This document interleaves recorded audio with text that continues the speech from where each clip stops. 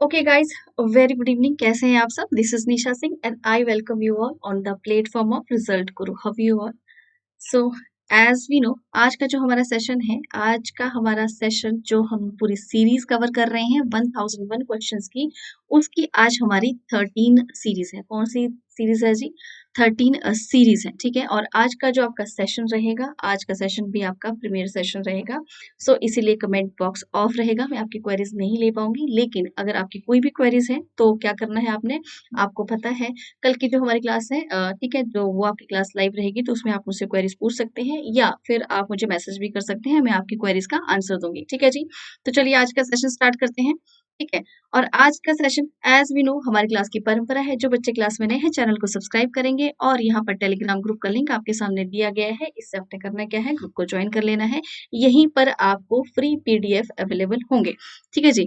अगर हम बात करें कि जो हमारा कंटेंट है, जो हमारी क्लास है, उसकी पीडीएफ तो आपको एकदम फ्री ऑफ कॉस्ट मिल ही रहे हैं। साथ साथ में आपको रिजल्ट गुरु टीम की तरफ से 28 पीडीएफ की जो फाइल है वो एकदम फ्री प्रोवाइड कराई जा रही है। जितने भी आपके वन डे एग्जाम्स हैं या अभी आने वाले और भी आपके एग्जाम्स हैं जो लाइन अप हैं, उनके लिए ये बहुत ज्यादा इंपॉर्टेंट है। तो इनको भी आपने क्या करना है जी, डाउनलोड कर लेना है, ठीक है जी। तो आज का सेशन स्टार्ट करेंगे। इससे पहले अपने अपने वर्टिकल को आपने क्या करना है, अपने अपने हिसाब से चूज कर लेना है। एज वी नो कि अगर रिजल्ट गुरु टीम की हम बात करेंगे, हमारा जो चैनल है ये क्या है, ये भारत का सबसे लार्जेस्ट वर्नाकुलर चैनल है। आप अपनी इच्छा के अनुसार जो भी आपके एग्जाम्स हैं अपकमिंग, जिन जिन भी एग्जाम में आपने अप्लाई किया है, आप अपना चैनल चूज कर सकते हैं। अगर हम अपनी क्लासेस की बात करेंगे तो हमारी क्लासेस टीजीटी पीएचडी, यानी कि जो इस समय की जो हमारी क्लास चल रही है वो TGT PGT exam result group पर चलती है, ठीक है जी, शाम को 8 बजे से, ठीक है जी, शाम को 8 बजे से। और सुबह की 10 बजे की जो हमारी क्लास है ये चलती है हरियाणा एग्जाम रिजल्ट गुरु पर, ठीक है जी। कहाँ पर चलती है? हरियाणा एग्जाम रिजल्ट गुरु पर। और जैसे कि पता ही आपको टीजीटी के और सॉरी सीटेट के एग्जाम्स चल रहे हैं, तो उसके लिए डेडिकेटेड चैनल कौन सा है? टीचिंग एग्जाम रिजल्ट गुरु है। और 2.0 पर आपको क्या है जी, 2.0 पर आपको जो भी आपके वन डे एग्जाम्स हैं वो आप उनको उनके लिए आप रिजल्ट गुरु 2.0 जो चैनल है उसको देख सकते हैं आप, ठीक है। और बाकी आपने अपने स्टेट के हिसाब से अलग अलग चैनल्स जो है वो आपके सामने हैं, अपनी सहूलियत के हिसाब से अपने स्टेट को आपने चूज कर लेना है, ठीक है जी। तो करेंगे क्या, आज का सेशन स्टार्ट करते हैं और हमारा आज का फर्स्ट जो क्वेश्चन है आपके सामने, ठीक है जी। फर्स्ट क्वेश्चन है, डीटीपी का फुल फॉर्म क्या है? डीटीपी का फुल फॉर्म क्या है? इट्स डिफरेंट टॉप पब्लिशिंग है, it's different type of publishing है, इट्स डेस्कटॉप पब्लिशिंग है या डिजिटल टाइप पब्लिशिंग है? डीटीपी का फुल फॉर्म क्या है? डीटीपी का फुल फॉर्म आपको बताना है क्या है। और इसके बाद आप लोग आंसर देंगे। मैं आपको थोड़ा सा टाइम दूंगी ताकि आंसर आप लोग दे पाए। उसके बाद डिस्कस करेंगे कि इसका यूज कहाँ किया जाता है, ठीक है जी। इसका यूज कहाँ किया जाता है? तो देखिए इसका राइट आंसर हो जाएगा आप option D, sorry option C, it's desktop publishing. क्या कहा जाता है इसको? डेस्कटॉप पब्लिशिंग कहा जाता है डीटीपी की फुल फॉर्म। इसको यूज कहाँ किया जाता है? तो मुद्रण कला में, ठीक है जी, मुद्रण कला में इसको यूज किया जाता है। और अगर हम बात करें, फॉर एग्जाम्पल बात करते हैं, आप कोई एडवर्टीजमेंट है, उस एडवर्टीजमेंट पे आप काम कर रहे हैं या आपको एडवर्टीजमेंट कोई बनानी है। मान लीजिए कोई चिप्स की है, ठीक है, मान लीजिए चिप्स का एडवर्टीजमेंट आप कर रहे हैं। उसमें आपने जो स्लोगन लिखा है आपको वो पसंद नहीं आ रहा है, ठीक है, आपको वो पसंद नहीं आ रहा है। अब आपने करना है कि आप चाहते हैं कि उसमें कुछ चेंजेस करें। तो पर्टिकुलर एडवर्टीजमेंट में अगर आपको अपनी इच्छा अनुसार कुछ भी चेंजेस करने हो, वो किसके द्वारा आप कर सकते हैं? वो आप डीटीपी के द्वारा ही कर सकते हैं, जिसको हम डेस्कटॉप पब्लिशिंग कहते हैं। यानी कि वो प्रक्रिया है जिसमें आप अपने एडवर्टीज में, अपने किए हुए कार्य में कुछ बदलाव कर सकते हैं, ठीक है जी। चलिए आगे बढ़ेंगे। दुर्गा नामक श्रृंखलाकृति इनमें से किसने तैयार की है? किसने तैयार की है? कि एच आर ने, ऑप्शन बी है कृष्ण खन्ना ने, ऑप्शन सी है विकास भट्टाचार्य जी ने और ऑप्शन डी है जोगेन चौधरी ने। थोड़ा सा ध्यान से इसको आपने आंसर देना है, क्योंकि आपने कमेंट्स को, सॉरी, जो आपके यहाँ पे ऑप्शंस दिए गए हैं उसी के अकॉर्डिंग आपने आंसर देने हैं। क्योंकि जब हम दुर्गा इस चित्र की बात करते हैं, यहाँ तो एज फिलहाल हम दुर्गा सीरीज की बात कर रहे हैं कि किसने इसको बनाया है। तो किसने बनाया है? राइट आंसर क्या हो जाएगा जी? इट्स सी, यानी कि विकास भट्टाचार्य जी इज द राइट आंसर। देखिए विकास भट्टाचार्य जी की जब हम बात करते हैं तो कहाँ से है जी? कलकत्ता से बिलोंग करते हैं, कलकत्ता के क्या है, ये चित्रकार हैं, ठीक है। अगर इनकी शैली की बात करेंगे, ठीक है जी, इनकी शैली की बात करेंगे तो इनकी शैली क्या है? इनकी शैली है अति यथार्थवादी। क्या है? अति यथार्थवादी। ठीक है जी, ये चीज़ समझ में आ गई। हम लोग डिस्कस क्यों कर रहे हैं?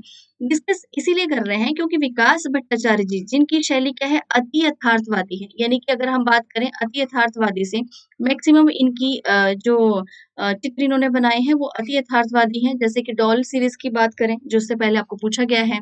इसके बाद डॉल सीरीज़ के बाद भी अगर हम बात करें इंदिरा गांधी के, ठीक है जी?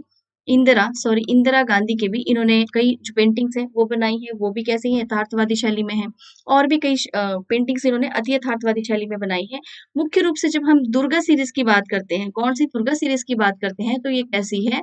ये इन्होंने यथार्थवादी शैली में बनाई है। कैसी है? यथार्थवाद शैली में इसको बनाया है। और यथार्थवादी शैली मैं आपको पहले ही बता चुकी हूँ, जो चीज़ हमें जैसे दिखाई देती है यानी कि ऐज़ इट इज़ जो चीज़ हमें जैसे दिखाई देती है, उसको हम बिल्कुल वैसे ही बनाते हैं। उसी को क्या कहा जाता है? यथार्थवादी शैली। और अब यहाँ पर ये दुर्गा सीरीज़ की 1-2 पेंटिंग्स आपके सामने हैं। एक पेंटिंग आपको इधर दिखाई दे रही है, दूसरी पेंटिंग आपको इधर दिखाई दे रही है। ठीक है जी? तो अगर हम कलकत्ता की दुर्गा पूजा की बात करते हैं, दुर्गा पंडालों की बात करते हैं, तो वहाँ पर जो है कुछ इस तरह के नज़ारे हमें देखने को मिलते हैं और उसी से इंस्पायर होकर इन्होंने ये दुर्गा सीरीज़ बनाई थी, जो आप देख सकते हैं कैसी है यथार्थवादी शैली यानी कि दुर्गा पंडालों में जाकर जो इनको चीज़ें जैसी दिखाई दी, वैसे ही इन्होंने अपनी इस श्रृंखला में पूरी बनाई है। ठीक है जी? एक जो लोग यहाँ पर देखने जाते हैं, दूसरा क्या है जो सिंदूर यहाँ पर खेला जाता है, वो भी आप देख सकते हैं। तो ये क्या है? ये यथार्थवादी शैली में इन्होंने दुर्गा सीरीज़ अपनी बनाई है। नेक्स्ट क्वेश्चन देखेंगे। अमेरिकी वीडियो शेयरिंग वेबसाइट यूट्यूब जो कि नवंबर 2006 से गूगल की सहायक के रूप में कार्य कर रही है, इसका मुख्यालय कहाँ पर है? इसका मुख्यालय कहाँ पर है? ध्यान देंगे थोड़ा-सा। सेंट फ्रांसिस्को कैलिफोर्निया यूएस में, सेंट डियागो कैलिफोर्निया यूएसए में या सेंट मेलियो कैलिफोर्निया यूएसए या सेंट ब्रूनो कैलिफोर्निया यूएसए। थोड़ा-सा ही डिफरेंस है, इसलिए इसको आपने ध्यान से देखना है। यूट्यूब का हेडक्वार्टर ये आपको बताना है कहाँ पर है और अभी ये कौन से क्वेश्चंस हैं अभी कुछ सालों से पिछले 2-3 सालों की बात करें तो ये क्वेश्चन ज़्यादा ट्रेंडिंग है और इस तरह के क्वेश्चन जो ज़्यादा ट्रेंडिंग होते हैं ये ज़्यादातर पूछे भी जाते हैं। क्या है जी? इसका राइट आंसर क्या हो जाएगा? डी ऑप्शन एकदम सही हो जाएगा। सेंट ब्रूनो कैलिफोर्निया यूएस में यूट्यूब का क्या है जी? मुख्यालय है। ठीक है जी?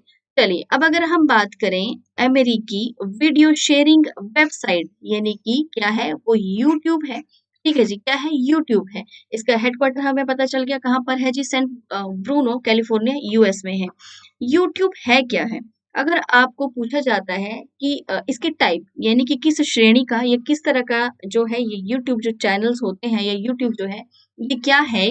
तो यूट्यूब एक प्रकार का क्या है जी? सर्च इंजन है। क्या है? एक प्रकार का सर्च इंजन है। इसमें आप किसी व्यक्ति को इंडिविजुअली चाहे किसी ग्रुप को चाहे किसी ऑर्गेनाइजेशन को जो यूट्यूब पर रजिस्टर्ड है, ठीक है? उनको आप क्या कर सकते हैं जी? नाम डालकर भी ढूँढ सकते हैं। फॉर एग्ज़ाम्पल बात करें रिज़ल्ट गुरु तो ये क्या है? हम लोग बात कर सकते हैं कि भई ऑर्गेनाइजेशन है पूरी की पूरी जो क्या है कार्य कर रही है, संस्था है जो कार्य कर रही है यूट्यूब पर। अब आप क्या करते हैं जैसे आप रिज़ल्ट गुरु डालते हैं तो आपको रिज़ल्ट गुरु की तमाम इन्फॉर्मेशन या तमाम जो वीडियो हैं, वो आपको दिखाई देती हैं। कहाँ पर? यूट्यूब पर। तो कहीं न कहीं जो किसी भी व्यक्ति यानी किसी इंडिविजुअल के द्वारा, किसी ग्रुप के द्वारा या किसी ऑर्गेनाइजेशन के द्वारा जो भी जानकारी यहाँ पर दी जाती है, वो आप इस सर्च इंजन में देख सकते हैं, उसको सर्च कर सकते हैं, उसके बारे में जानकारी प्राप्त कर सकते हैं। तो क्या है ये प्रमुख रूप से क्या है? ये एक सर्च इंजन है। क्या है जी? सर्च इंजन है। चलिए आगे बढ़ेंगे। नेक्स्ट क्वेश्चन की बात करेंगे। 4th क्वेश्चन वी हैव अमृतत्व की कला किस देश की प्राचीन कला को कहते हैं? अमरत्व की कला किस प्राचीन देश की कला को कहते हैं? ऑप्शन ए है रोम, ऑप्शन बी है इटली, ऑप्शन सी है भारत, ऑप्शन डी है मिस्र। कौन से देश की कला को अमरत्व की कला कहा जाता है? जी, तो इसका सही आंसर हो जाएगा डी ऑप्शन। क्या हो जाएगा? डी ऑप्शन यानी कि मिस्र की कला को ही अमृतत्व की कला कहा जाता है। ठीक है, अब इसको अगर अमृतत्व की कला कहा जाता है तो क्यों कहा जाता है?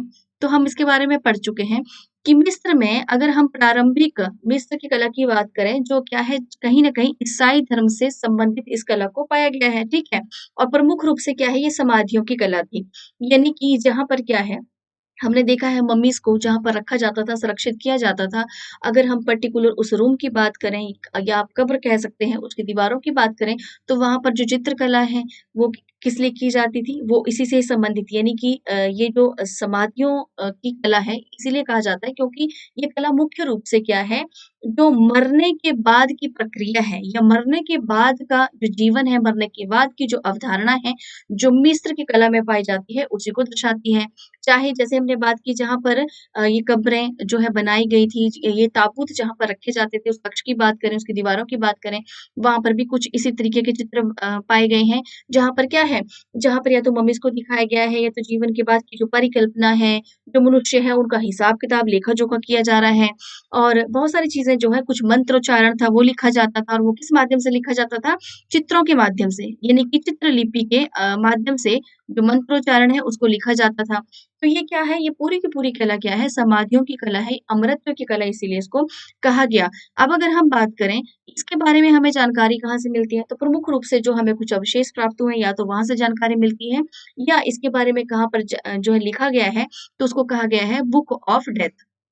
क्या कहा गया है? बुक ऑफ डेथ यानी कि जिसमें जो ये पूरी की पूरी जो समाधियों की जो पूरी प्रक्रिया है, इसके बारे में पूरी जानकारी उसमें लिखी गई है कि इसके बाद क्या चीज़ें होनी चाहिए, किसका कैसा हिसाब-किताब है यानी कि पूरी जो तमाम इन्फॉर्मेशन है, वो कहाँ पर है हमारी बुक ऑफ डेथ है। अब यहाँ पे दूसरा जो क्वेश्चन आपको बनता है, वो पूछा जाता है कि बुक ऑफ डेथ कहाँ से प्राप्त हुई है? तो कहाँ से प्राप्त हुई है जी? मिस्र से प्राप्त हुई है। कहाँ से प्राप्त हुई है?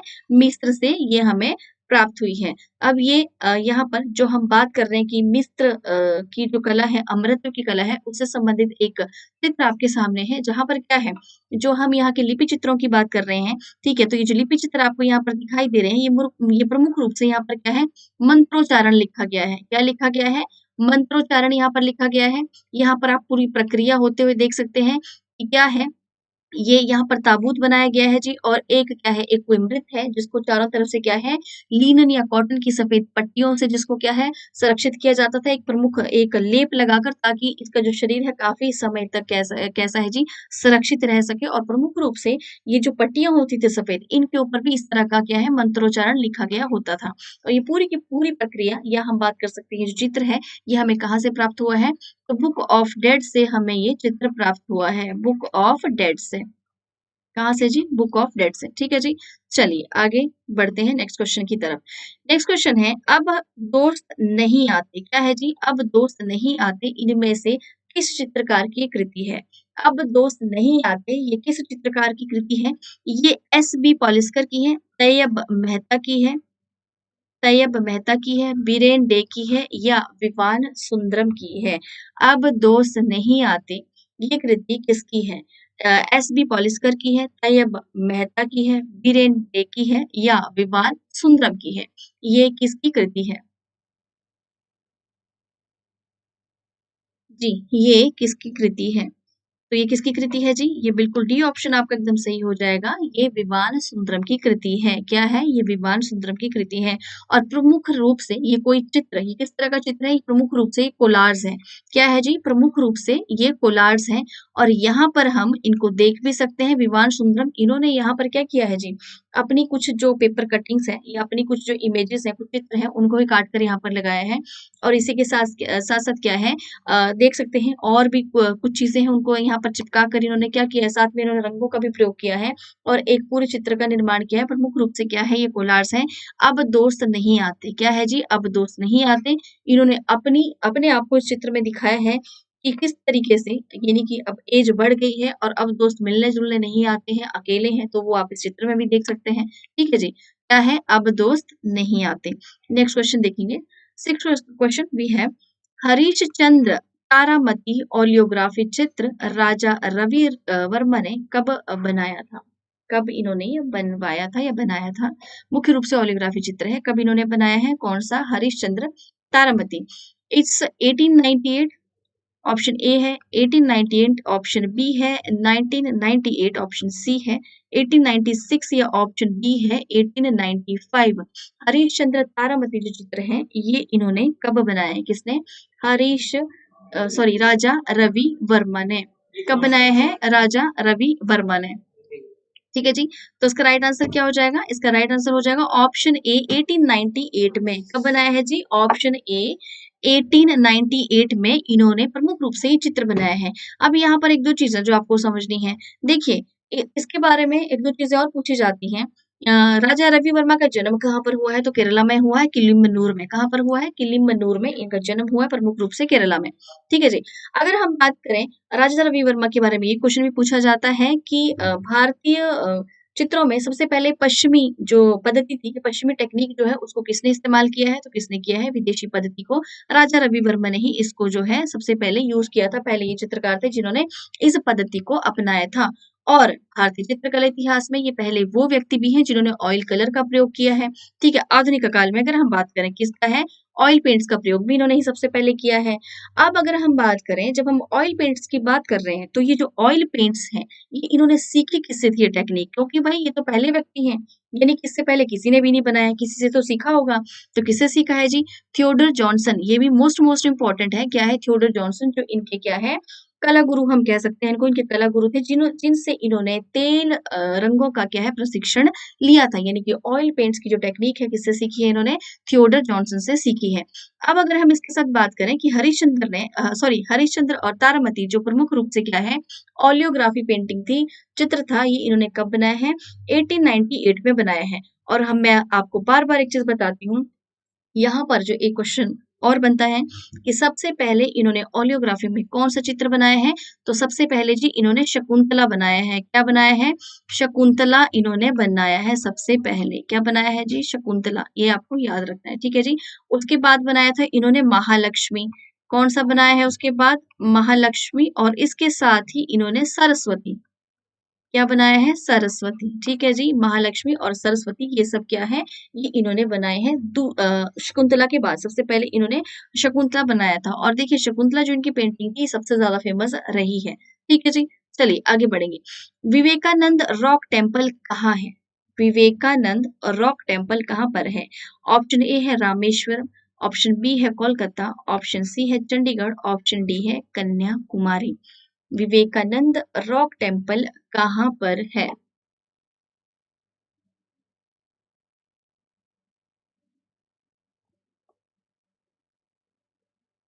विवेकानंद रॉक टेम्पल कहाँ पर है? तो देखिए विवेकानंद रॉक टेम्पल जो है आपका डी ऑप्शन एकदम सही हो जाएगा। कहाँ पर है जी?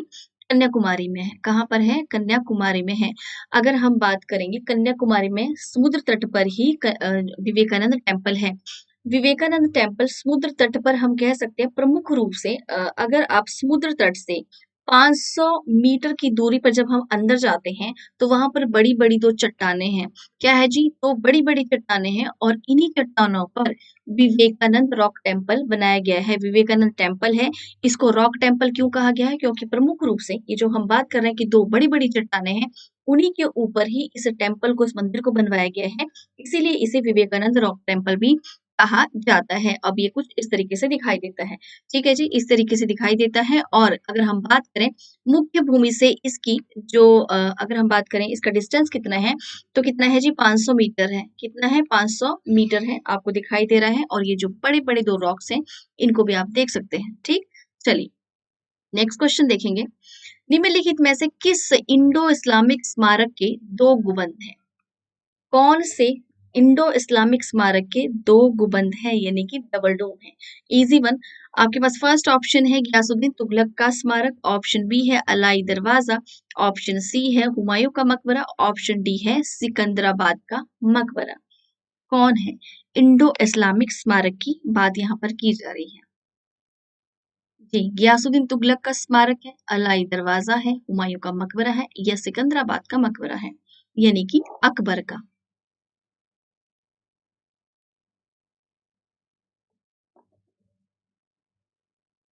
जी, इसका सही आंसर हो जाएगा ऑप्शन सी हुमायूं का मकबरा। ऑप्शन सी हुमायूं का मकबरा।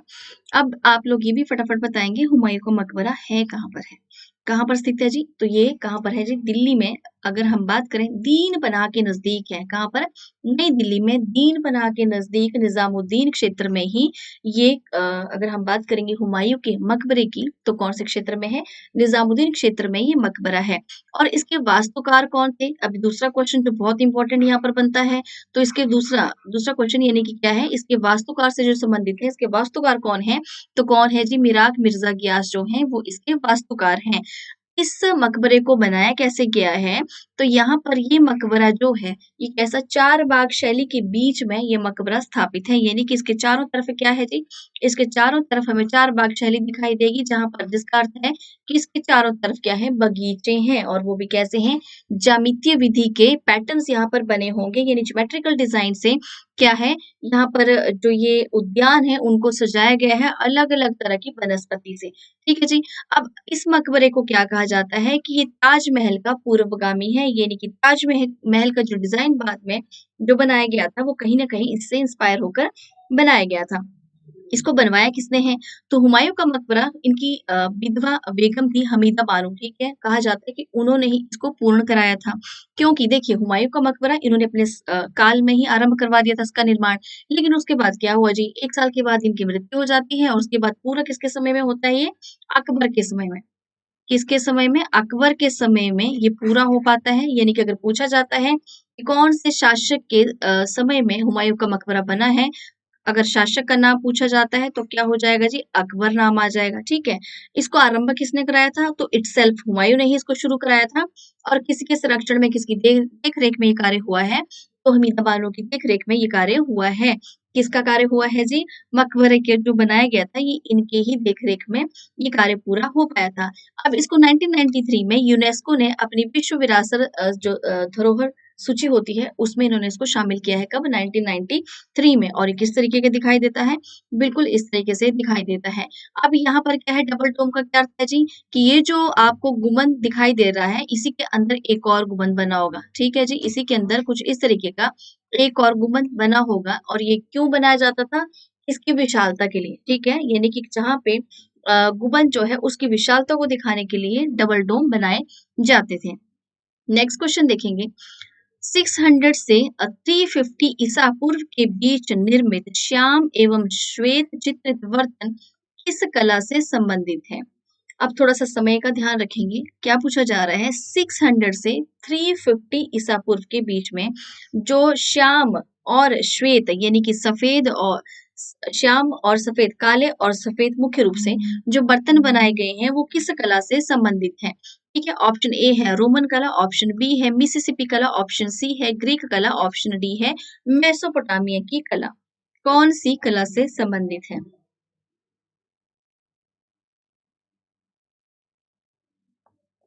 कौन सी कला से संबंधित हैं?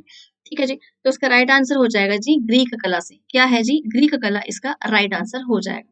ठीक है जी। देखिए अगर हम बात करेंगे यूनानी कला में भी, अब प्रमुख रूप से देखिए यहाँ पर 2 रंग जो है जिनका वर्णन किया गया है, एक है श्याम यानी कि काला, और दूसरा है श्वेत।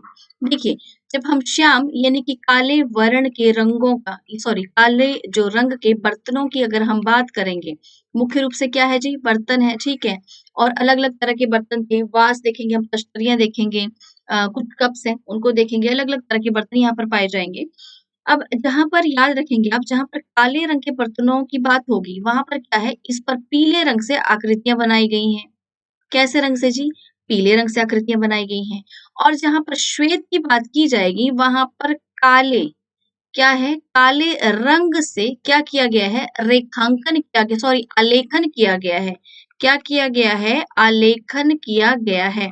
ठीक है? 2 चीज़ें हैं, ध्यान रखेंगे। यानी कि जो काले रंग के बर्तन होंगे, उसपे आपको कुछ चित्र दिखाई देंगे, कुछ आकृतियाँ दिखाई देंगी। और जो सफ़ेद रंग के बर्तन हैं, उनपे आपको रेखांकन दिखाई देगा, यानी कि आकृतियाँ बहुत कम दिखाई यहाँ पर देंगी आपको। ठीक है जी? आकृतियाँ बहुत कम दिखाई देंगी। अब अगर हम बात करेंगे, मुख्य रूप से जो यहाँ पर पूछा गया है, अगर हम श्वेत रंग के बर्तनों की बात करें, तो देखिए, सफ़ेद रंग के जो बर्तन हैं, यहाँ पर जो बनाए गए हैं, मुख्य रूप से हमें पता है चिकनी चीनी मिट्टी से बनाए गए थे। अगर इन पे जो आलेखन है, वो काले रंग से किया गया है, कैसे? काले रंग से। और कैसे है आलेखन जो है प्रमुख रूप से ऐसा नहीं है कि आलेखन किया गया है तो जी कुछ भी डिज़ाइन यहाँ पर आपको बने हुए दिखाई देंगे, नहीं। यहाँ पर या तो आपको तिरछी रेखाओं के माध्यम से कुछ पैटर्न्स दिखाई देंगे, ठीक है? या कुछ क्या है आड़ी, टेढ़ी, खड़ी रेखाओं के माध्यम से ही हमें कुछ यहाँ पर पैटर्न्स दिखाई देंगे। यानी कि इसी तरह की जो ज्यामितीय विधि अगर आप कह सकते हैं, ठीक है? उससे मिलते-जुलते आपको यहाँ पर आलेखन दिखाई देंगे और वो कुछ इस तरीके के होंगे, ठीक है जी? कुछ इस तरीके के होंगे। अगर हम सफ़ेद बर्तनों की बात करेंगे और काले बर्तनों की बात करेंगे तो वहाँ पर क्या है पूरी-पूरी आकृतियाँ वहाँ पर आपको इस तरह का आलेखन नहीं दिखाई देगा, वहाँ पर आपको पूरी-पूरी जो है आकृतियाँ बनी हुई दिखाई देंगी, ठीक है जी? चलिए आगे बढ़ेंगे। मोनोग्राम किसके साथ डिज़ाइन किया जाता है? क्या है जी? मोनोग्राम किसके साथ डिज़ाइन किया जाता है? ऑप्शन ए है चित्र के साथ, ऑप्शन बी है तस्वीर के साथ, ऑप्शन सी है पत्र के साथ, ये ऑप्शन डी है ये चित्रात्मक होता है। क्या है ये? प्रमुख रूप से क्या है? ये चित्रात्मक कोई वस्तु है, चीज़ है, मोनोग्राम की अगर हम बात करेंगे। किसके साथ डिज़ाइन किया जाता है?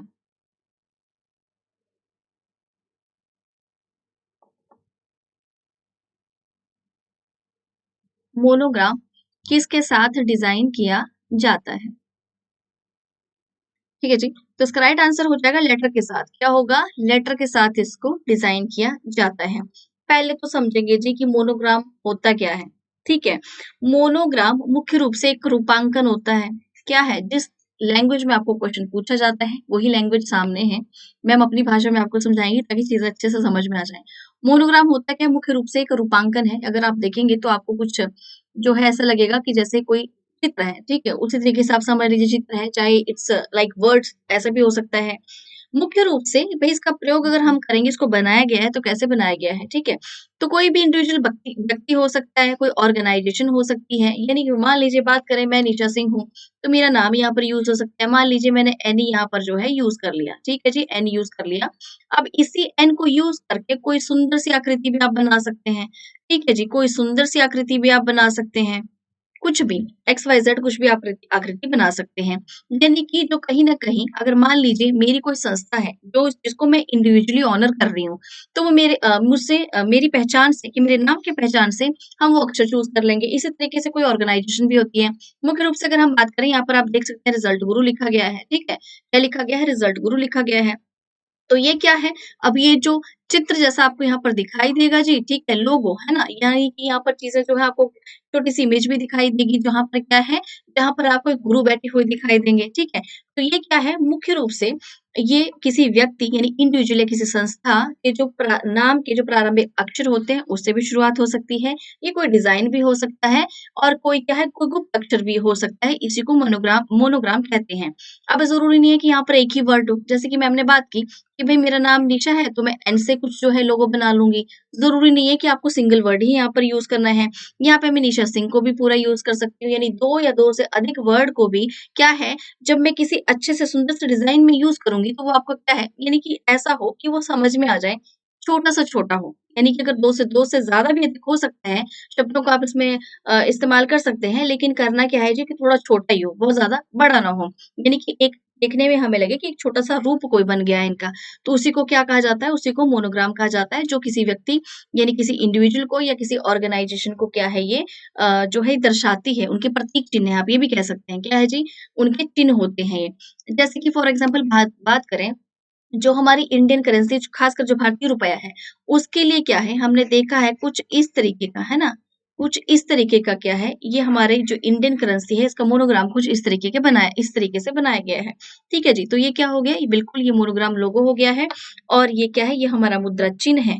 अब यहाँ पर एक क्वेश्चन और बनता है, अगर हम भारतीय रुपए की बात कर ही रहे हैं, तो इसको सार्वजनिक कब किया गया है, इस चिन्ह को जिसकी हम बात कर रहे हैं, तो 15th जुलाई 2010 को क्या किया है, इसको सार्वजनिक किया गया था। यानी यहाँ पर एक क्वेश्चन से 3-4 चीज़ें आपकी क्या है कवर हो गई। अब मोनोग्राम फॉर एग्जांपल आपके सामने है, जैसे अगर हम चैनल की बात करें तो इनका मोनोग्राम ये है, एचपी की बात करें कंप्यूटर्स की तो इनका जी ये है, एलजी की बात करें, एलजी आपने सबने देखा है, सबके घर में इनके क्या है जो प्रोडक्ट्स हैं वो भी आप देख सकते हैं, और गुच्ची का मोनोग्राम ये है। तो ये कुछ एग्जांपल्स हैं जहाँ पर क्या है हम देख सकते हैं कि 2 वर्ड्स को भी यूज़ किया गया है, कहीं-कहीं पर क्या है जी 2 वर्ड से ज़्यादा जो है उनको भी यूज़ किया गया है, ये भी हम देख सकते हैं। तो ये सब क्या है, ये मोनोग्राम है।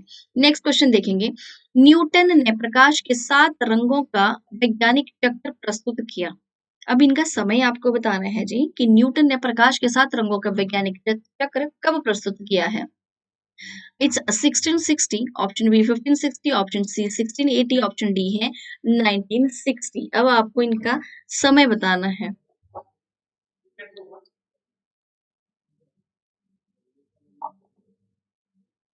ठीक है जी, वेरी नाइस। क्या हो जाएगा जी, option A 1660 is the right answer. 1660 में न्यूटन ने प्रकाश के 7 रंगों का वैज्ञानिक चक्र प्रस्तुत किया था। अब हम बात करें कि भाई सबसे पहले तो हम बात यही करते हैं ना कि भाई रंग क्या है। ठीक है जी, रंग क्या है, रंग क्या है, चक्र इन्होंने बता दिया, लेकिन उससे पहले समझना ये भी तो जरूरी है कि वे रंग होते क्या हैं। तो रंग क्या है, ये प्रकाश का गुण होता है। क्या है जी, रंग प्रमुख रूप से प्रकाश का गुण है। प्रकाश का गुण है। प्रकाश का गुण किस तरीके का है, यानी कि अगर हम रंगों को देख सकते हैं तो जो प्रकाश है उसकी जो फ्रीक्वेंसी होगी कम या ज्यादा, उसी के आधार पर, फ्रीक्वेंसी के आधार पर ही हम रंगों की पहचान कर सकते हैं कि भाई ये लाल है, ये काला है, ये सफेद है। ठीक है, अगर हम इनकी बात करें मुख्य रूप से देखिए सफेद जो है, हमने पहले भी बात की है कि इसको रंग व्यवस्था में नहीं रखा गया है। अगर हम बात करेंगे क्या है यहाँ पर अन्य रंगों की बात करेंगे, यानी जब हम प्रकाश में भी क्या है रंगों को जो देख पाते हैं, किस माध्यम से देख पाते हैं, तो प्रिज्म के माध्यम से, प्रिज्म की सहायता से ही हम क्या करेंगे जी, सूर्य का प्रकाश होता है उसको हम प्रिज्म के माध्यम से देख सकते हैं, जिसमें हमें 7 रंग दिखाई देते हैं। क्या दिखाई देते हैं, 7 रंग, जिनको हम क्या कहते हैं, विबग्योर कहते हैं। यानी कि क्या है, अगर हम इसकी बात करेंगे सीक्वेंसिंग की, जिसमें सबसे पहले वॉयलेट कलर आएगा, दूसरा इंडिगो आएगा, फिर जी आपका ब्लू आएगा, फिर ग्रीन आएगा, येलो आएगा, ऑरेंज आएगा और उसके बाद रेड कलर आएगा। ठीक है, तो ये क्या है, ये विबग्योर है, जो प्रिज्म में हमें एक पूरी सीक्वेंस में, पर्टिकुलर इसी सीक्वेंस में ये रंग हमें दिखाई देते हैं, और ये क्या है, ये प्रकाश का गुण है। ठीक है जी, क्या है, ये प्रकाश का गुण है। नेक्स्ट क्वेश्चन देखेंगे, विज्ञापन का विज्ञापन का सर्वाधिक महत्वपूर्ण उद्देश्य है। विज्ञापन का सर्वाधिक महत्वपूर्ण उद्देश्य है, क्या है, ऑप्शन ए है वादा करना, ऑप्शन बी है उसकी मौलिकता, ऑप्शन सी है अपील की योग्यता, ऑप्शन डी है इसकी व्यावसायिकता। क्या है, विज्ञापन का सर्वाधिक महत्वपूर्ण उद्देश्य क्या है, विज्ञापन बनाए क्यों जाते हैं, क्या है विज्ञापन।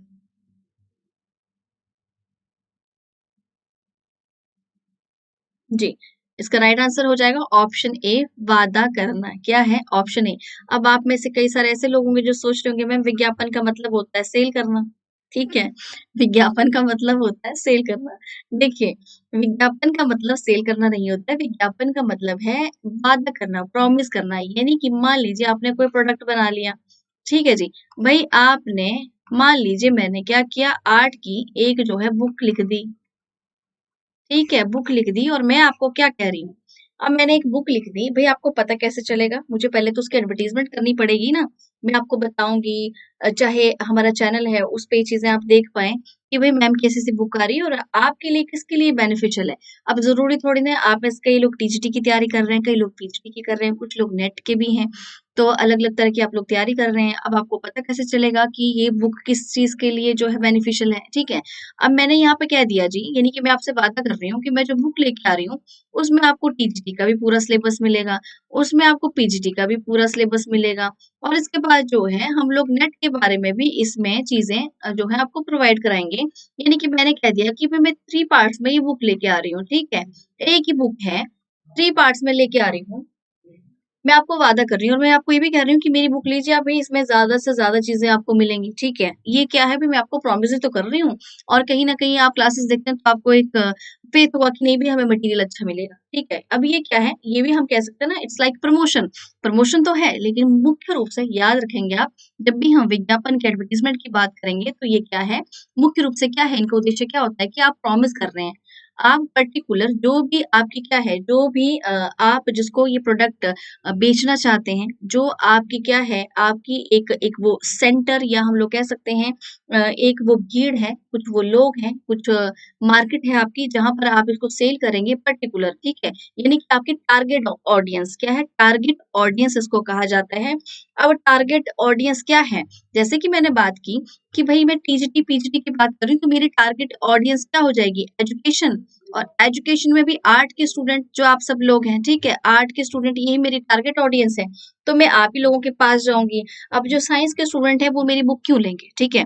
तो प्रमुख रूप से क्या है भई, मेरा जो स्लोगन होगा या मैं जो आपसे बात करूँगी या उसके बाद जो एडवर्टाइज़मेंट करूँगी वो आपके ऊपर कैसा इम्पैक्ट डालेगी, ये सब चीज़ें भी एक एडवर्टाइज़मेंट में होनी चाहिए कि भई बुक है तो बुक के कवर पे चीज़ें मेंशन की होंगी कि भई आपको क्या-क्या चीज़ें मिलेंगी, ठीक है? तो इट्स लाइक क्या है प्रॉमिस और ज़्यादा से ज़्यादा इन्फॉर्मेशन मैं आपको कम से कम चीज़ में दे पाऊँ, जहाँ से क्या है आप प्रभावित होकर ये प्रोडक्ट खरीद पाएँ। तो ये सब क्या होता है, ये क्या है, ये पूरे जो हैं विज्ञापन के सिद्धांत हैं, ठीक है जी? विज्ञापन के सिद्धांत हैं।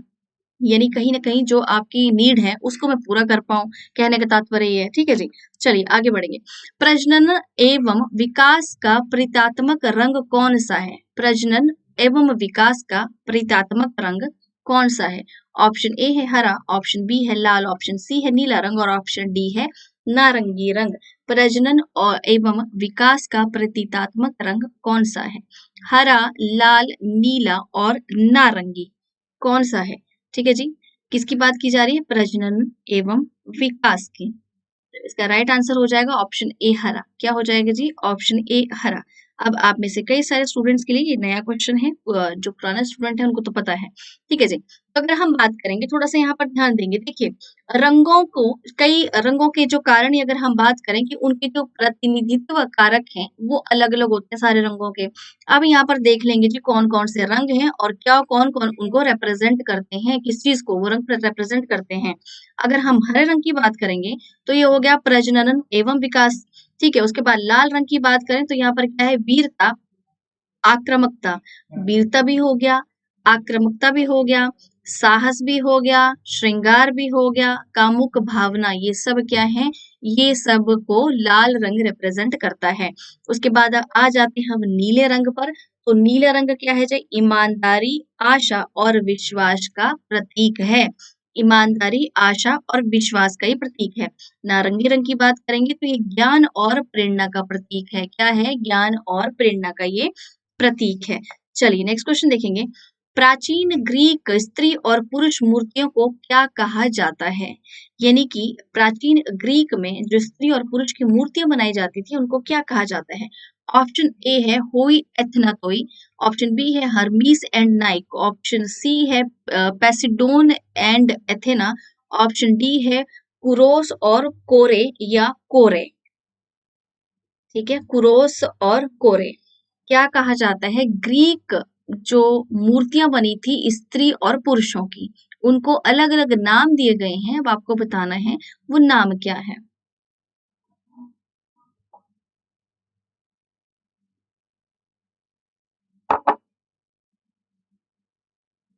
जी, इसका डी ऑप्शन हो जाएगा, सॉरी इसका डी ऑप्शन एकदम सही हो जाएगा। क्या है? कुरोस और कोरे। क्या है? डी ऑप्शन आपका एकदम सही है। कुरोस और कोरे इज द राइट आंसर। अगर हम ग्रीक इन मूर्तियों की बात करें पर्टिकुलर, ठीक है, तो ये कौन से युग की आती है ये भी पूछा जाता है। यानी कि अगर आपसे ये पूछा जाता है कि कोरोस और कोरे या कोर क्या है? कोरोस और कोरे भी वर्ड मिलेगा और कहीं-कहीं पे ये वर्ड हमें कोर भी मिलता है। ये भी आपको याद रखना है, ठीक है जी? कोर, कोरे, कोर ये सारे वर्ड्स जो हैं हमें यहाँ पर मिलते हैं। कौन से युग के हैं ये पूछा जाता है आपको। वो कौन सा युग था जब स्त्री और पुरुषों की जो मूर्तियां थी उनको कोरस और कोरे में क्या है विभाजित किया गया था। वो कौन सा युग था? तो वो युग था आई के क्यूब। कौन सा था जी? आई के क्यूब। ये जी इसका दूसरा क्वेश्चन बन गया। अगर हम बात करें आई के क्यूब की तो हमने यहाँ पर बात की थी कि ये कौन सा समय था। ये वो समय था जहां पर सिर्फ और सिर्फ उपयोगी कला के ऊपर कार्य किया जाता था।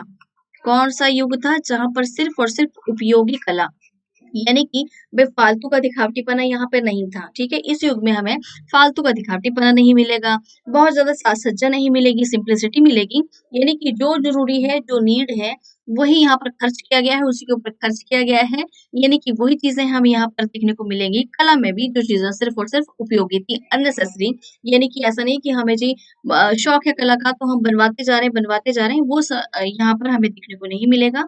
जितनी ज़रूरत थी उपयोगिता के हिसाब से उतना ही यहाँ पर कला के क्षेत्र में कार्य हुआ है और ये कौन-सा युग था? ये आर्काइक युग था। अब ये कौन-सा युग है जहाँ पर स्वतंत्र मूर्तियाँ बनाई गई? यानी कि यहाँ पर क्या है, यहाँ पर हम शासकों को ही नहीं देखेंगे, यहाँ शासकों के अलावा भी स्वतंत्र मूर्तियाँ कई तरीके की बनी हैं। प्रमुख रूप से इसमें स्त्री और पुरुषों की स्वतंत्र मूर्तियाँ बनाने वाले बहुत अधिक लोग थे। अगर हम बात करें कि उन्होंने स्वतंत्र मूर्तियाँ भी अगर बनाई हैं, उपयोगी मूर्तियाँ भी, चाहे शासकों ने ही बनवाई हैं, तो उनको भी क्या है अलग-अलग नाम से विभाजित किया गया था। अब यहाँ पर स्वतंत्र की क्या बात होगी? इंडिविजुअली, ऐसा नहीं कि यहाँ पर 4, 5, 6 इकट्ठी मूर्तियाँ दिखाई गई, नहीं, यहाँ पर स्वतंत्र का अर्थ है इंडिविजुअल, यानी कि मान लीजिए बात करेंगे रानी है, ठीक है जी? तो रानी की एक ही मूर्ति बनी होगी, ऐसा नहीं कि साथ में हमें जी उपासना दिखाई देंगी, संध्या दिखाई देंगी, नहीं, यहाँ पर सिर्फ़ और सिर्फ़ हमें रानी की मूर्ति दिखाई देगी, ठीक है? और अगर हम बात करें कि यहाँ पर जो युवा पुरुष हैं, अगर हम बात करें ठीक है, शैलेंद्र की बात कर लेते हैं। तो क्या है भई जो यानी कि जितने भी हमारी क्लास की जो मेल कैंडिडेट्स हैं, उनकी बात करें, तो अगर उनकी स्वतंत्र मूर्तियाँ बनेंगी, तो उसको क्या बोला जाएगा? उनको बोला जाएगा कोरस। क्या है? यानी समझ लीजिए आप लोग कोरस हैं और जितनी भी स्वतंत्र मूर्तियाँ बनी हैं किसकी? जो फीमेल हमारी कैंडिडेट्स हैं, उनकी अगर बात करेंगे तो उनको क्या कहा जाता है? उनको कोर या कोरे कहा जाता है। कोर या कोरे, ये भी आपने याद रखना है। यानी पुरुषों के लिए कोरस, पुरुषों की मूर्तियों के लिए कोरस वर्ड यूज़ किया गया है और महिलाओं की मूर्तियों के लिए कोर वर्ड यूज़ किया गया है। नेक्स्ट क्वेश्चन देखेंगे, कचरा श्रृंखला कलाकृति किससे संबंधित है? किससे संबंधित है? अमृता शेरगिल से, विवान सुंदरम से, के हेब्बर से या राम कुमार से? कचरा श्रृंखला किससे संबंधित है? कचरा श्रृंखला किससे संबंधित है? से संबंधित है जी, तो बी ऑप्शन आपका एकदम सही हो जाएगा। विमान सुंदरम से संबंधित है। किससे संबंधित है? विमान सुंदरम से, यानी विमान सुंदरम ने ही कचरा श्रृंखला बनाई है। अगर हम बात करेंगे इसके साथ-साथ देखिए विमान सुंदरम की जो अन्य कलाकृतियाँ हैं, इन्होंने कौन-कौन सी बनाई हैं?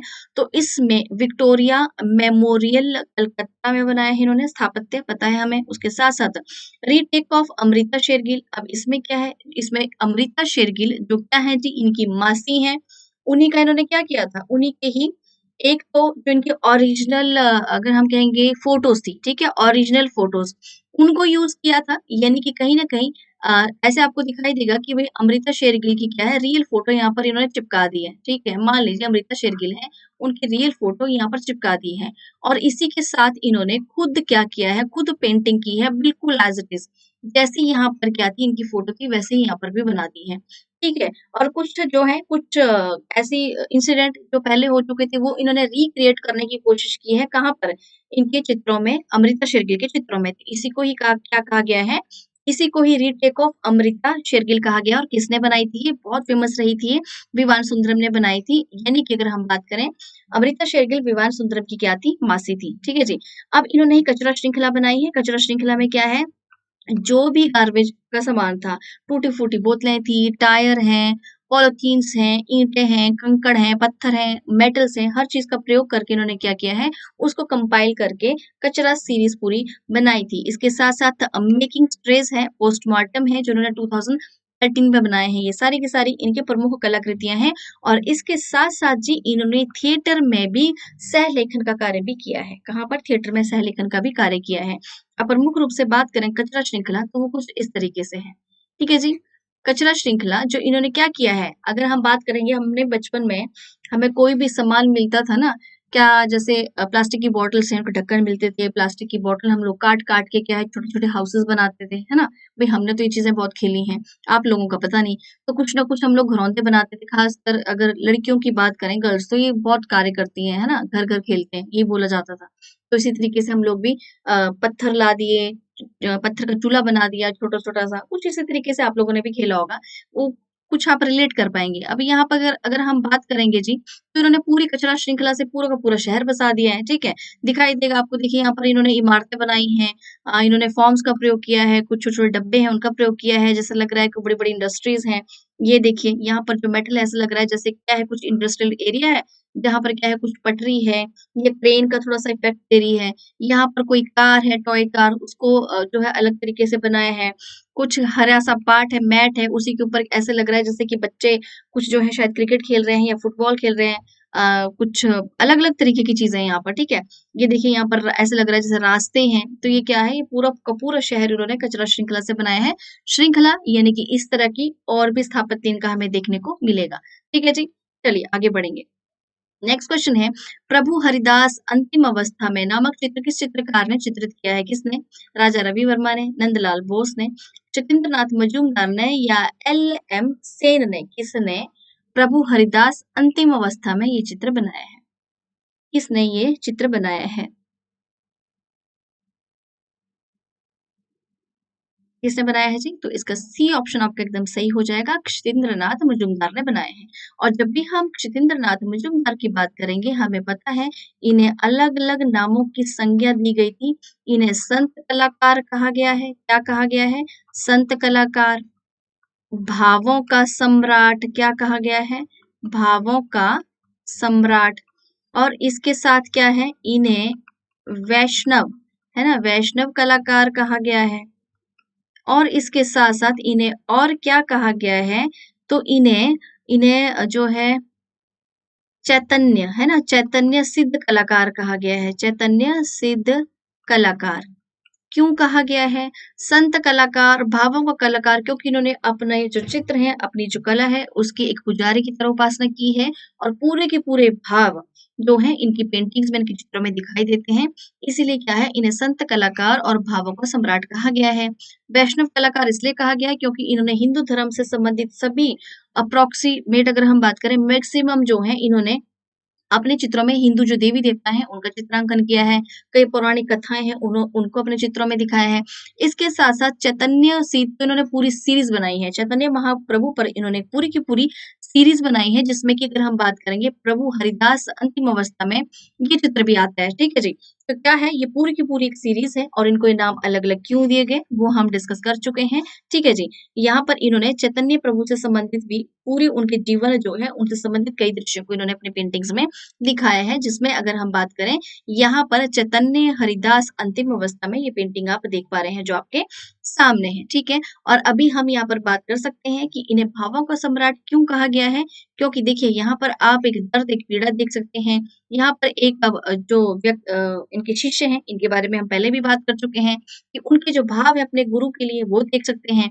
एक यहाँ पर रो रहे हैं, ठीक है? और इनके चित्रों के बारे में एक चीज़ और कही जाती है कि इनके चित्रों में कुछ न कुछ जो संगीत की छवि इनके चित्रों में मैक्सिमम चित्रों में दिखाई देगी। तो यहाँ पर क्या है वो संगीत की छवि जो है, जो कुछ इंस्ट्रूमेंट्स डाल देते थे अपनी पेंटिंग्स में, वो देखने को मिलेगा। जैसे यहाँ पर इन्होंने मृदंग बना दिया है और इसके साथ-साथ इन्होंने अपने चित्रों में मैक्सिमम क्या है, पेड़ भी अवश्य बनाए हैं। पेड़ भी अवश्य बनाए हैं। ठीक है जी? चलिए आगे बढ़ेंगे। अलौकिक कला की स्थापना किसने की थी? किसने की है? मैक्स अर्नस्ट ने की है, एंट्रे ब्रेटन ने की है, डी चिरिको ने की है या सल्वाडोर डॉली ने की है? अलौकिक कला की स्थापना किसने की थी? अलौकिक कला की स्थापना किसने की थी?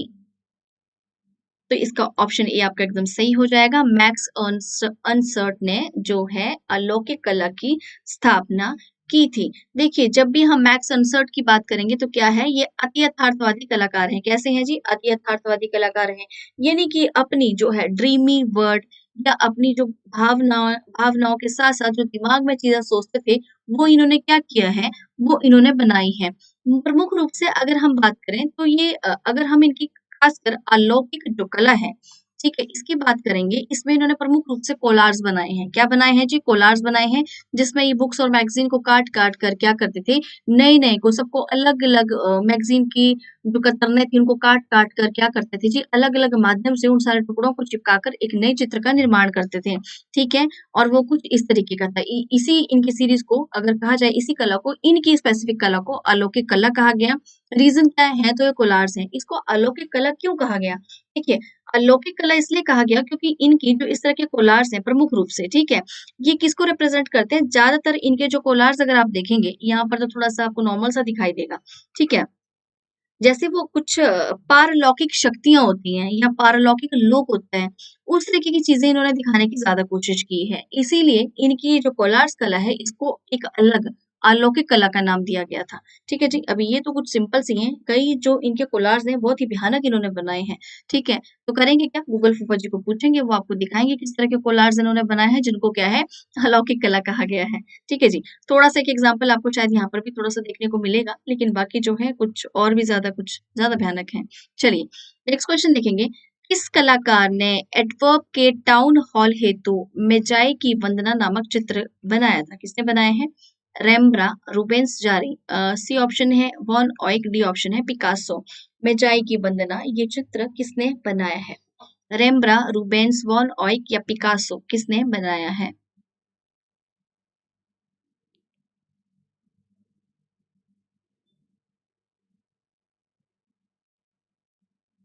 ये किसने बनाया है? तो मेजाई की वंदना नामक चित्र किसने बनाया है जी? तो ये ऑप्शन बी आपका एकदम सही हो जाएगा, रूबेंस ने। किसने बनाया है?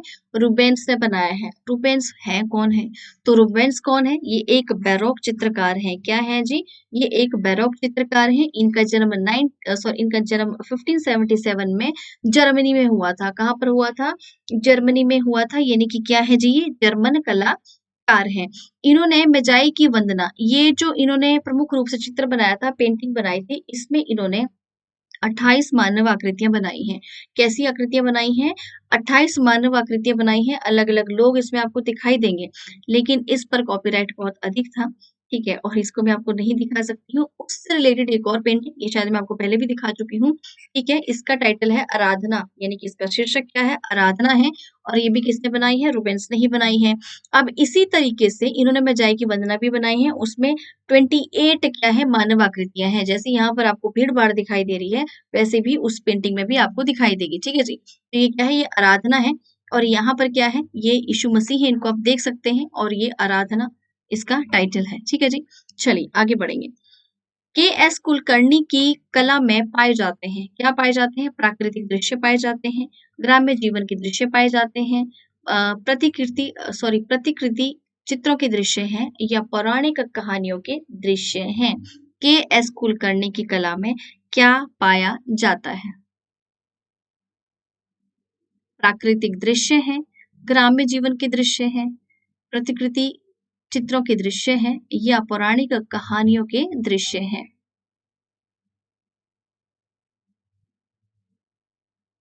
जी, इसका राइट आंसर बी ऑप्शन एकदम सही हो जाएगा, ग्राम्य जीवन के दृश्य। क्या दिखाई देंगे? ग्राम्य जीवन के दृश्य।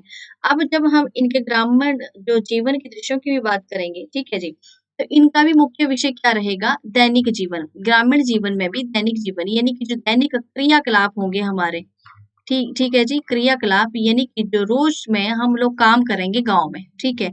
वो उस तरह के चित्र हमें देखने को मिलेंगे। अगर यानी कि इनके जो ग्रामीण दृश्य इन्होंने बनाए हैं, उसमें भी देखिए ग्रामीण दृश्य में बहुत सारी चीज़ें आती हैं, ठीक है? यानी कि तीज त्योहार भी दिखाई देंगे आपको, शादी, ब्याह, महोत्सव, हर तरीके का मेले भी दिखाई देंगे। लेकिन ज़्यादातर भी इन्होंने जो ग्रामीण विषयों में भी, ग्रामीण परिदृश्यों में भी इन्होंने जो सबसे ज़्यादा जो चित्रांकन किया है, वो किस विषय पर किया है, कौन-सा टॉपिक बनाए हैं? तो उसमें जो गाँव में रोज़ प्रतिदिन कार्य करते हैं, जैसे कि कोई खेतों में जी कार्य कर रहा है, ठीक है? ये क्या है, बैल, बैल के चित्र, ये इनकी बहुत ही फ़ेमस एक चित्र है, ठीक है? इस तरीके का है, या खेतों में किसान और तरीके का कार्य कर रहे हैं, जिसमें धान को जो है, धान की फसल है, उसकी कटाई हो रही है, कुछ इस तरीके के चित्र इन्होंने बनाए हैं। गाँव की जो महिलाएँ हैं, पनगट की तरफ जा रही हैं, उस तरीके के चित्र हैं।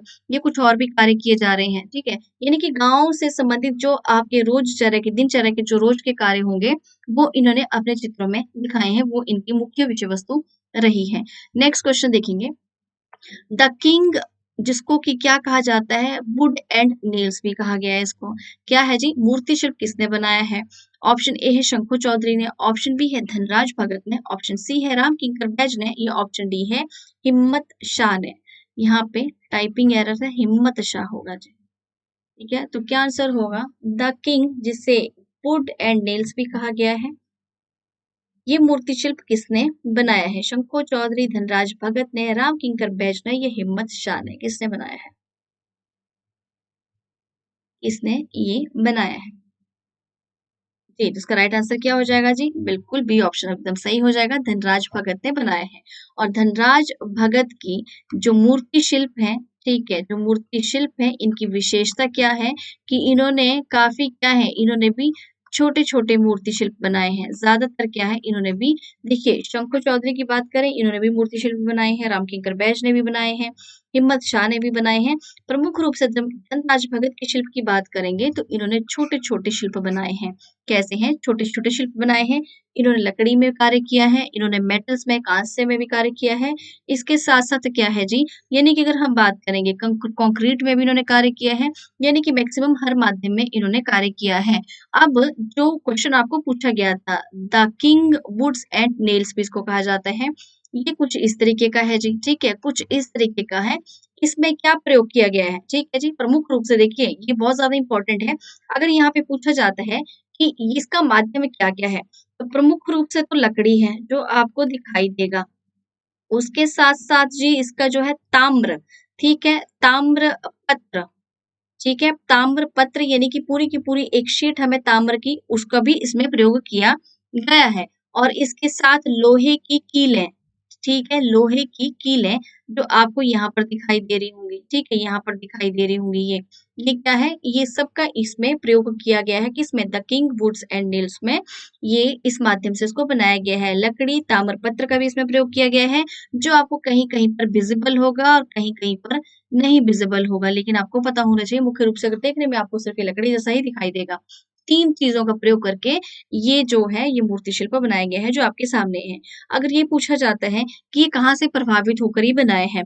देखिए, तो जो हमारे आदिवासी, ठीक है, आदिवासी जो जनजातियाँ हैं, जहाँ पर क्या है, हमने देखा होगा कि उनका जो क्षेत्र होता है, तो उनके क्षेत्र में अगर हम कह सकते हैं क्षेत्रपाल देवता, ठीक है? तो उस रूप में भी कुछ कहीं-कहीं पे हमें मुखौटे देखने को मिलते हैं, कहीं-कहीं पे हमें कुछ इस तरीके की चीज़ें देखने को मिलती हैं, जो उन्होंने क्या किया, उनका जो एरिया होता है, वहीं पर ये बड़े-बड़े खंभे होते थे, उसी उन खंभों पे ही इस तरह के कुछ हमें आकृतियाँ देखने को मिलती हैं, जिन खंभों को क्या है, पूरे पूरे क्षेत्र के चारों तरफ जो है गाड़ा जाता था। ये मुख्य रूप से 4 दिशाओं में इनको गाड़ा जाता था, मुख्य रूप से, ठीक है? तो वहीं से इंस्पायर होकर इन्होंने इस मूर्ति शिल्प को बनाया है। और किसका है जी ये? ये जो है धनराज भगत का है, ठीक है? किसका है? धनराज भगत का ये मूर्ति शिल्प है, ठीक है जी? तो देखिए आज का सेशन गाइस यहीं एंड करेंगे, ठीक है? आज का सेशन यहीं एंड करेंगे। कल के जी लाइव सेशन में मुलाकात होगी आपसे, ठीक है? और आपकी जो भी क्वेरीज़ होंगी आप मैसेज कर सकते हैं, उसको मैं बाद में देखूँगी, ठीक है जी? तो जो बच्चे क्लास में नए हैं, क्या करेंगे, चैनल को सब्सक्राइब करेंगे। क्लास अच्छी लगी हो तो लाइक भी करना है और शेयर तो क्या करना है, क्लास के स्टार्टिंग में ही करना है। और जो बच्चे बाद में जुड़े हैं, जिनको टेलीग्राम लिंक का नहीं पता है, यहाँ से करना क्या है, आपने टेलीग्राम लिंक यहाँ से ज्वाइन कर लेंगे ग्रुप को आप, जो आपके सामने है, ठीक है जी? यहीं पर आपको क्या है, पीडीएफ्स मिल जाएँगे, ठीक है? और अगर हम इस इन क्लासेस की भी टेलीग्राम की अगर बात करेंगे पीडीएफ्स की, ठीक है? तो देखिए मैं भी थोड़ा-सा अभी आउट ऑफ स्टेशन हूँ, दैट्स व्हाई आपको प्रीमियर क्लासेस कुछ बीच-बीच में मिल रही हैं, ठीक है? तो क्या है, कल तो वैसे हमारी लाइव क्लास रहेगी, ठीक है? तो इसीलिए थोड़ा-सा अदरवाइज़ ये क्वेश्चन आंसर तो मैं पहले भी आपको करा चुकी हूँ, तो यहाँ से तो समझ लीजिए आपका कुछ रिवीजन सेशन ही है। कुछ एक जो नए क्वेश्चंस हैं, उनको हम साथ-साथ डिस्कस करते जा रहे हैं, ठीक है जी? तो आज के सेशन का यहीं एंड करते हैं। कल सुबह की लाइव क्लास में आपसे मुलाकात होगी 10 बजे, जो हरियाणा एग्ज़ाम रिज़ल्ट गुरु पर रहेगी, ठीक है जी? हरियाणा एग्ज़ाम रिज़ल्ट गुरु पे। और उसके बाद शाम को ही आपकी लाइव क्लास 8 बजे रहेगी टीजीटी पीजीटी रिज़ल्ट गुरु पर, ठीक है जी? टीजीटी पीजीटी पे, और ये वाली होगी हमारी हरियाणा एग्ज़ाम पे। ठीक है जी, सबको पता है। ठीक है जी। ठीक है जी, तो आज का सेशन गाइस यहीं एंड करते हैं। कल सुबह मिलेंगे, तब तक के लिए see you, good night and keep studying. Bye bye.